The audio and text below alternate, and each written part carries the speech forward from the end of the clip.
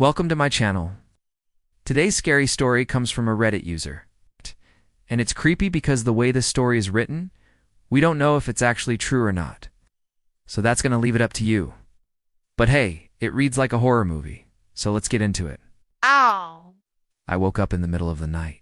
For some reason, I felt really tense and my neck was stiff. It had been a long day of driving and working at my retail job. That's when I noticed for the first time that the window was wide open. I live alone. I have no friends or family in the area. I wasn't expecting anyone over, so I was confused. I got out of bed to close it when I heard a noise outside. I opened the curtains and looked out. There was nothing there. It was freezing cold out, and I didn't want to waste any electricity turning on lights to check, so I just closed the window and went back to bed. I don't remember much after that except for having the most intense nightmare ever. I dreamed that I was being chased by an invisible stalker through the woods. He would get closer and closer each time, breathing heavily, but I could never see him. The dream continued on, and I would wake up just before he caught me, only to go back to the same dream every single time. When I finally woke up for real, the room was pitch black, and I couldn't move. I tried to scream, but I couldn't make a sound. I panicked. My eyes started burning, and then I heard it again. This time, I could hear footsteps on my wooden floor. Slow, heavy footsteps coming closer. And then I remembered the nightmare. I bolted upright in bed and turned on all the lights. I was trembling. Of course, nothing was there. So I went downstairs to make myself some tea. Still shaking, I was trying to calm down. After a while, I stopped shaking, but I was still very nervous. I needed to use the bathroom, but it was downstairs, and I was scared to go down the stairs in the dark. I decided that I'd just wait until morning. At some point during the night, I must have drifted off because the next thing I knew, sunlight was streaming through my window. I got up and everything seemed fine. As I made coffee, I started thinking about how strange last night had been. I checked my window to make sure it was closed and locked, and it was. I shrugged it off as a crazy dream and went to work.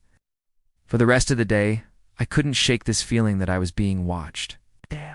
Every time I looked around, I half expected to see someone standing there. But of course, no one was ever there. On the drive home, I began to relax, but once I arrived, I became tense again. I pulled the curtains shut and locked the doors. I tried to tell myself that it was just a dream, but I couldn't help but feel extremely uneasy. I spent the night watching movies and drinking to calm my nerves, but halfway through the night I had to use the bathroom. As I walked down the stairs, I could have sworn I heard footsteps following me. I froze. I listened. Nothing. I took a deep breath and finished my business. Then I hurried upstairs and back to bed. Again, the next morning I woke up and the sun was shining through my window. I thought, okay, maybe last night really was just a bad dream. I'll be okay. However, I soon realized that my whole body ached as if I'd been in excruciating pain and had moved around a lot. I checked my phone and saw that it was 3 a.m. How did I get back to bed without waking up? And then I remembered the tea. I went downstairs to make some more. As I poured the boiling water into the mug, I noticed that the cupboard door was slightly open. I hadn't opened it. I shut it firmly, but then the doorknob began to turn. I froze. My heart pounded in my chest.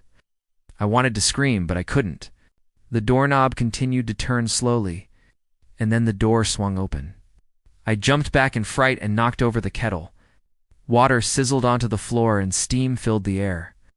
I don't know how long I stood there frozen with fear, but eventually I ran upstairs to hide in my bedroom. I barricaded myself in with a dresser and slept for 16 hours. The next day I was still shaken, but I went to work as usual. On my break, I called my friend who lives in another state. I told her what had happened. She thought it was pretty funny and suggested that I should watch some videos on my phone to distract me. I agreed and soon found myself laughing hysterically at the ridiculous things people do. I showed my coworker. She laughed too. And soon we were both crying from how hard we were laughing. I felt better and figured that last night was just a fluke brought on by too much stress. After my shift, I went to the movies. When I came home, I showered and went to bed early. Around midnight, I was awoken by the sound of the front door opening. I sat up in bed. No, it's just the wind, I told myself. I lied back down. Then I heard footsteps on the stairs. I held my breath and listened. Footsteps in my hallway. I buried my head under the covers, paralyzed by fear. Then I heard my door open and the sound of heavy breathing. I squeezed my eyes shut and waited for whatever was out there to come closer. I could feel its presence looming over me. And then I heard a voice. It was close to my ear and raspy. It said, "You can't hide from me forever. You're mine now." And then it began to laugh. A horrible, gut-wrenching laugh. I was certain that I was going to die. It leaned even closer to me and whispered, "You'll die tonight." And then it left. I didn't move a muscle until the sun came up. When I finally ventured downstairs, I found that someone had written on my floor in what looked like blood.